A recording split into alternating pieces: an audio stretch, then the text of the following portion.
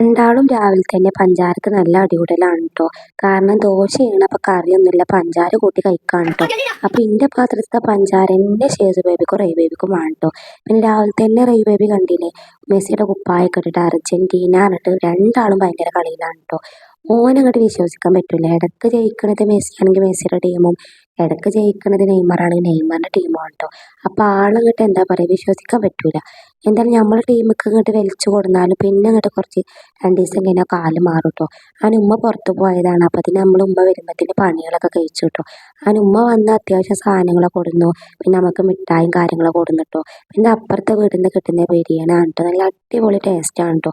അവന് ഉമ്മ കൊടുന്ന സിപ്പപ്പോ കഴിച്ച് പിന്നെ വൈകുന്നേരം ഇതാ ഉമ്മ നല്ല ചായക്കടി കൊടുന്നിരുന്നു കേട്ടോ. പരിപ്പ് സമൂസയും സുഖേനിയും വടയൊക്കെ ഉണ്ടായിരുന്നു കേട്ടോ. ഷേസു ബേബി റൈ ബേബി ഞങ്ങളെല്ലാവരും കഴിച്ചു കേട്ടോ.